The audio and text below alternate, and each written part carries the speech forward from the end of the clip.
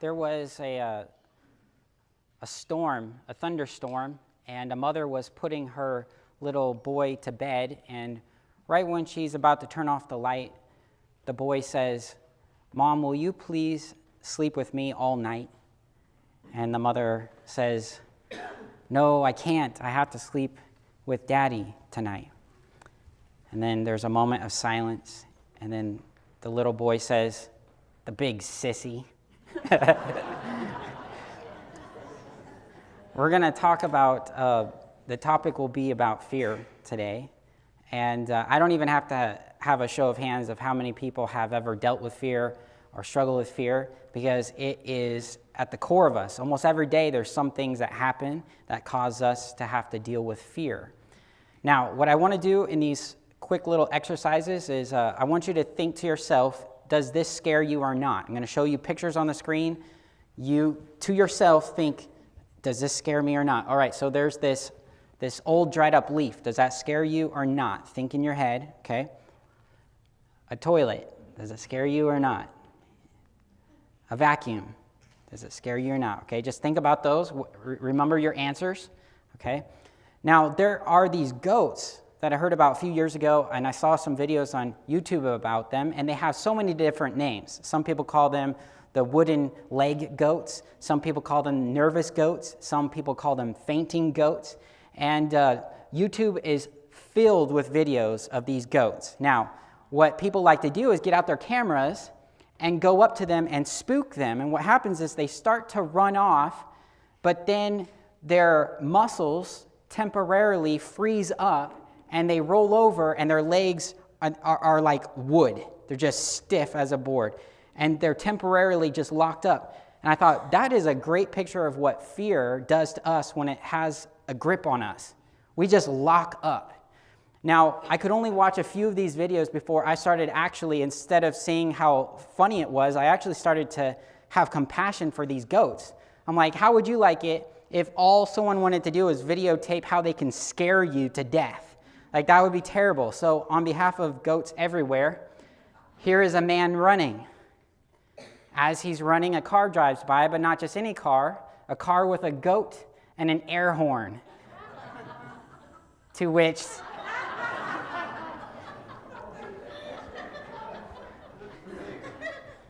I was very lucky to let this guy let me videotape him. It's great. Okay. So fear is a powerful influence. It can lock us up. It can cause us to just be stunted. We can't move forward because we're so fixated on some kind of outcome that we dread. Fear is a powerful influence.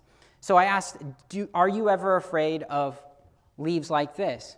And I think it was 2 weeks ago, my family and I were on this walk, and as we're walking, all of a sudden, Michael jumps. And we look at what he jumped at, and it was a leaf, a little crusty old leaf.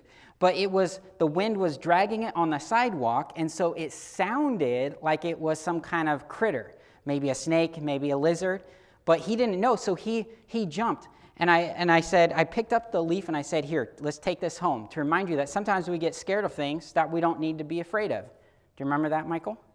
Yeah, all right.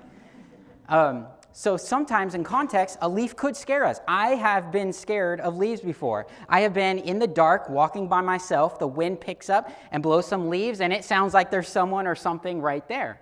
All right, I'm not afraid to admit that I've been afraid. All right, now, toilet. Maybe some of you said yes because you've had to use a public toilet before, and so it's been a scary experience. But just looking at a toilet, generally, we'd say it's not a scary thing.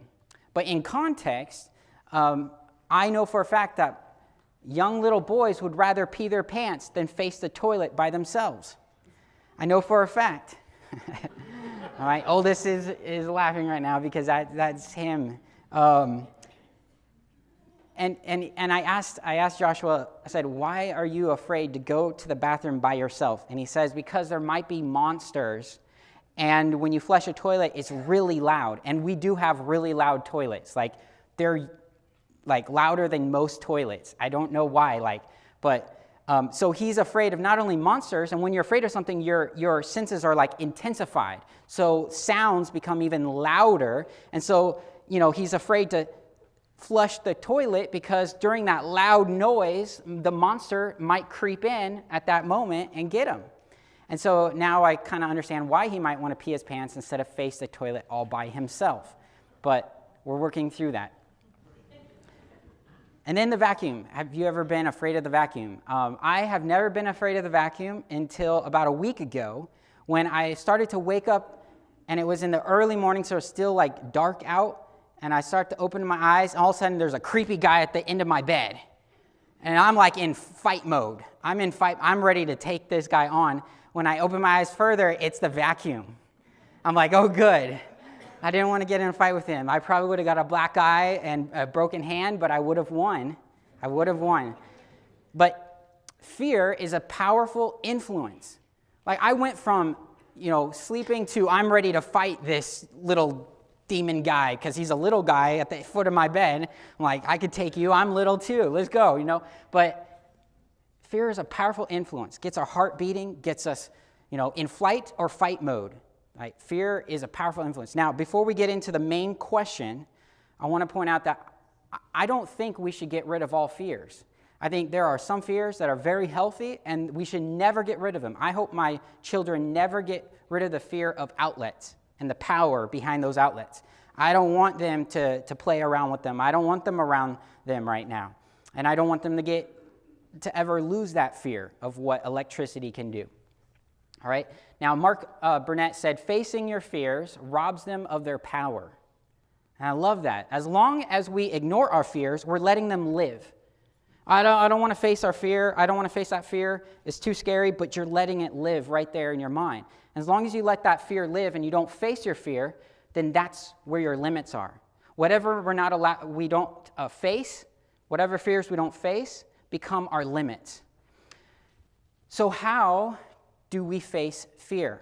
And that's the question that was asked earlier this week, and I just wanted to try to tackle it for myself and for you because I know that a lot of people face fears or have fears and would like to know, how do we face this? Especially as Christians, how do we face fear? In Isaiah 41, I started to notice this theme throughout the scriptures, Old Testament and New. God keeps telling his people, don't be afraid. Do not fear. Take heart. Take courage. Do not be afraid. Do not be afraid. But there's usually a reason why we're afraid, and so you can't just tell someone, don't be afraid. You have to swap it with a new reason, a reason why not to be afraid. And that's exactly what God does.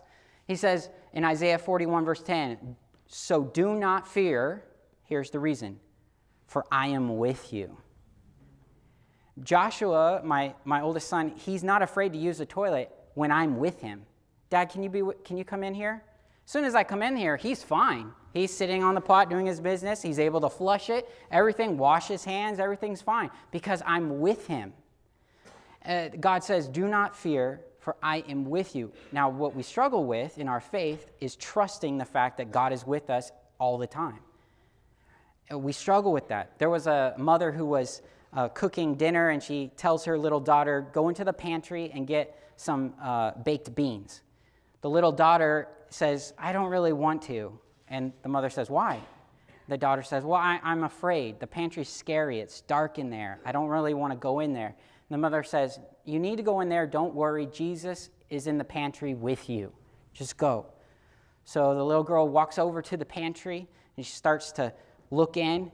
And right before she turns around to go tell her mom she can't do it, this thought hits her. So she turns around and says, Jesus, if you're in there, can you hand me the baked beans? So sometimes when God is telling us, don't be afraid, I am with you, we struggle with believing, yeah, but are you really with me? And as long as we struggle with that, are you really with me, we still struggle with fear. Now here's our main text, Mark chapter 5, verse 22. Then one of the synagogue leaders named Jairus came, and when he saw Jesus, he fell at his feet. He pleaded earnestly with him, my little daughter is dying. Please come and put your hands on her so that she will be healed and live. I want us to get try to imagine this situation where a father is desperate. He's afraid of something. What's his fear? Losing his daughter. He's so afraid. He comes and he's desperate. He falls at the feet of Jesus. He pleads earnestly, the text says. Earnestly, please, my daughter is dying. Please, I don't want to lose her. This is my youngest son, David, this morning. I went in, and he was on the side of his bed, sleeping like that. So I took a picture of him and didn't wake him up. And 2 weeks ago, Melissa and I moved the boys out of our room into their own room. All three of them sleep in one room. For their whole life, they've been in our room. All 4 kids have been in our room, which is why you see bags under my eyes most of the time. Okay? But the person who had the hardest time with this move, this phase, was actually me. I thought it was going to be the boys. I thought every night I would be hearing things like, why can't we sleep in Mama and Daddy's room? Why can't we sleep with you guys anymore? They never have done that. They've made the transfer easily.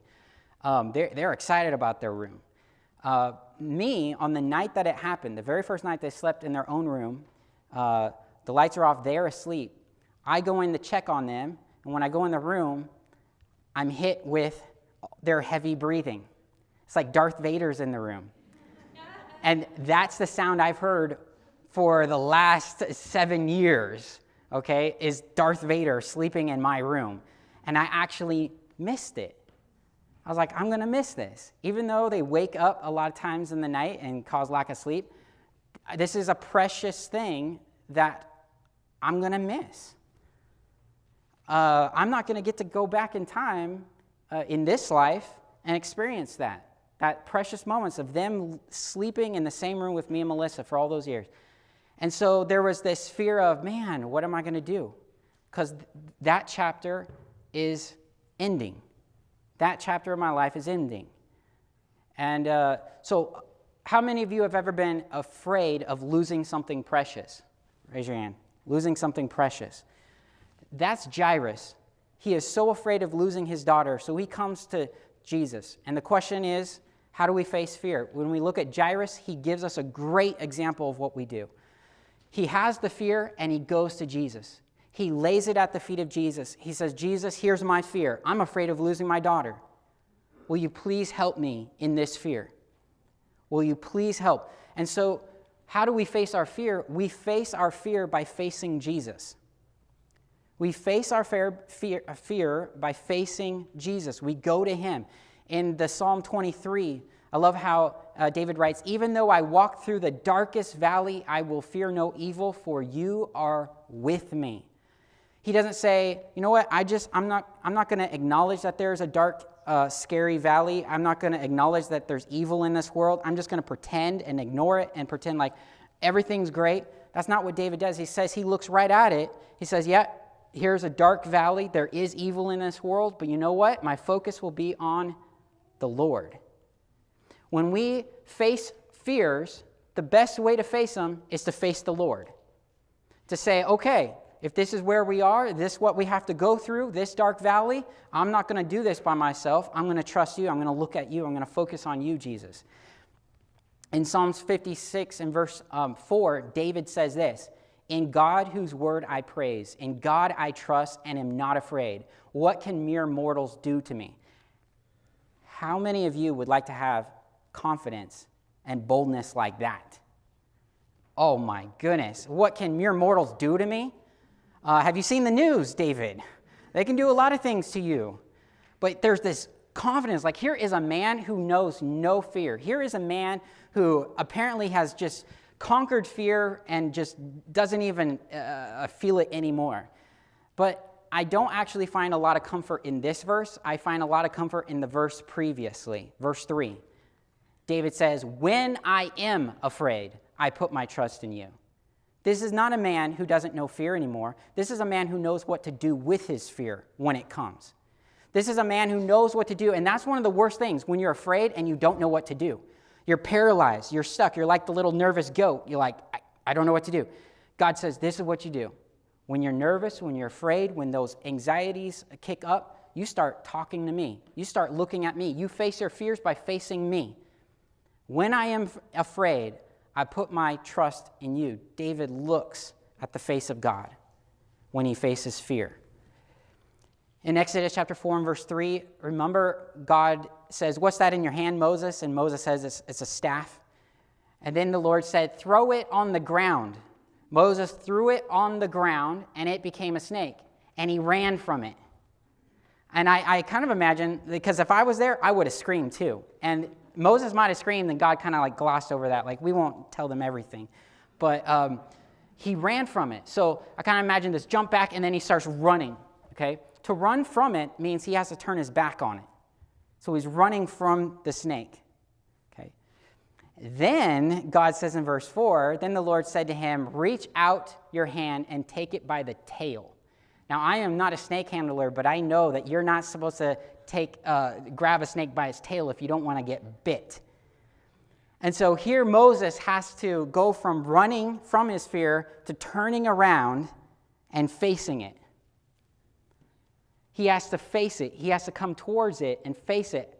If I was Moses, I'd probably be like, okay, reach out my hand and pass. Give me another challenge, right? Well, can you just like kill it first? Or can you turn it back into the staff before I pick it up? Can't you just like turn my staff into like cotton candy? They'll be impressed by that. But why a snake? Why a snake? Moses has this choice before him. He either can stay on the run, or he can turn around and face his fear, and the way he has to face it is he has to focus on what God said. It's because God said to pick it up that I can pick it up. If God says, face it, pick it up, I've empowered you to do it, then you can do it because of the one who's told you to do it. And that's what Moses says. He actually reaches out and touches the snake by the tail, and it turns back into the staff.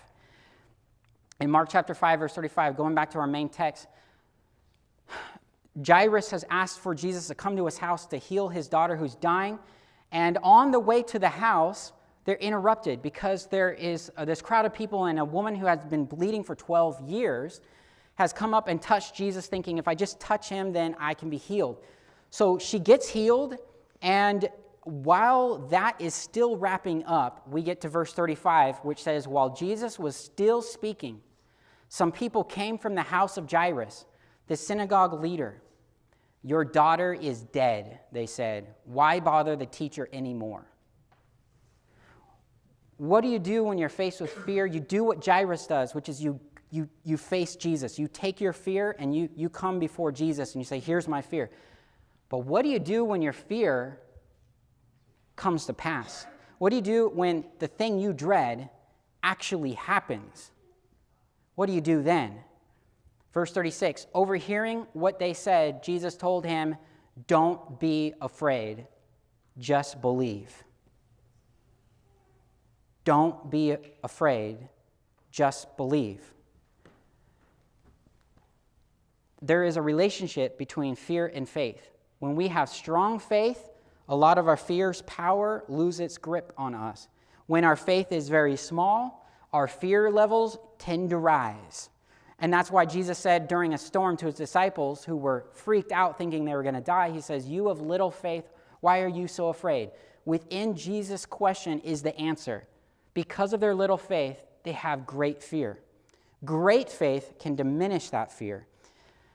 So Jesus tells him, don't be afraid, just believe.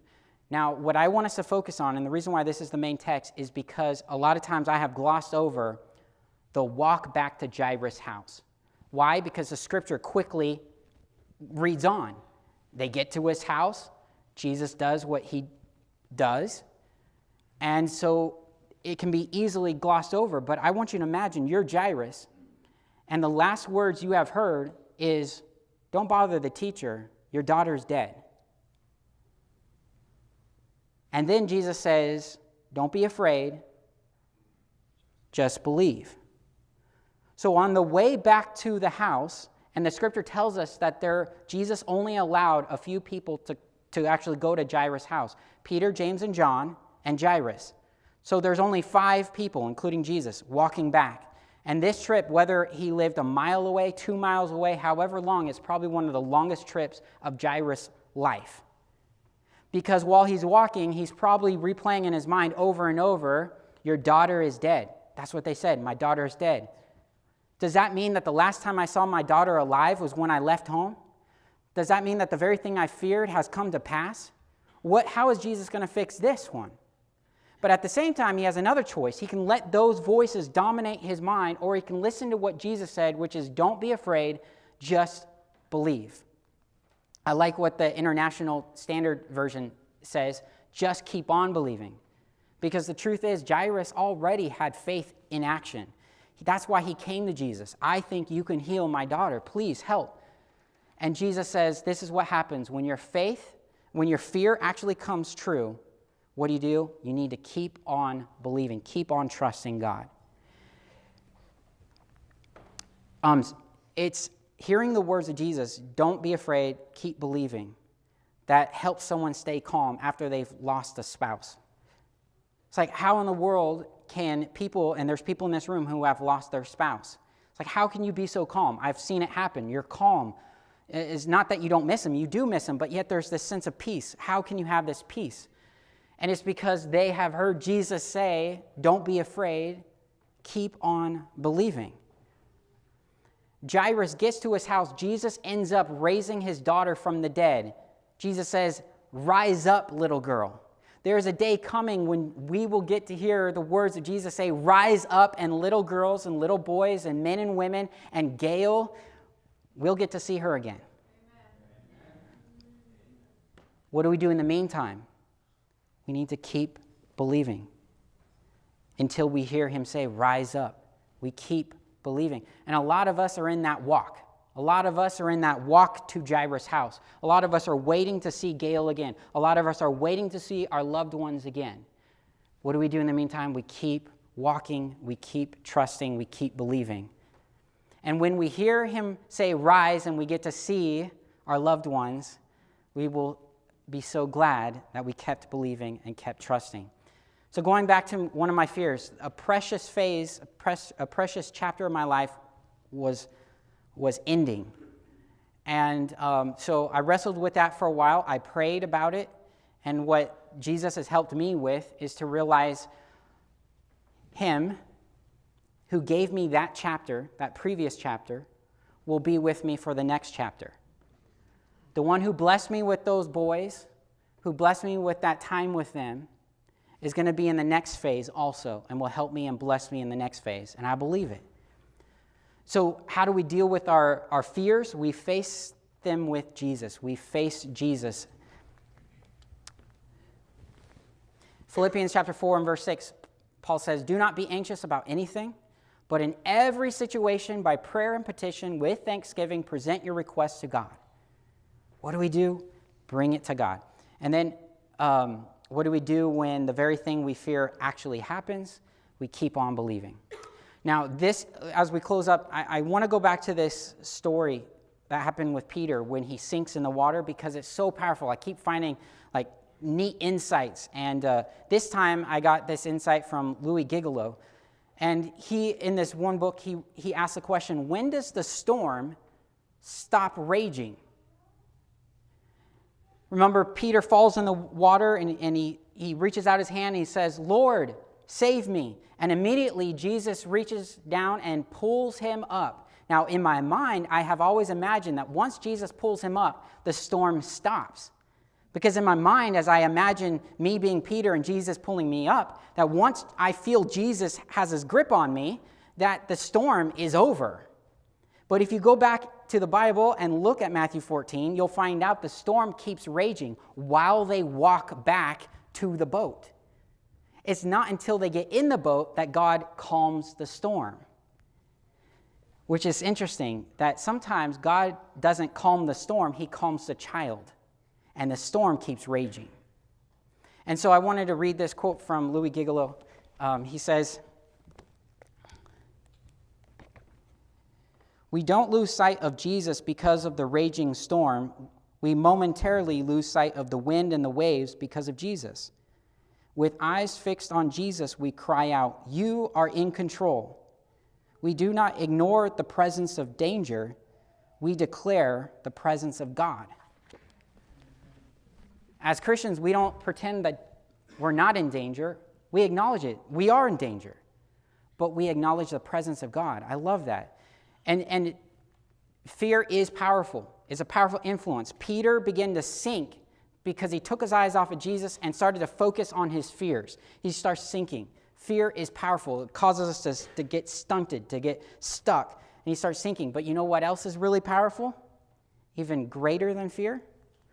Faith in Jesus. Because I want you to imagine, you're Peter, you're sinking, you're about to drown, you're about to lose your life.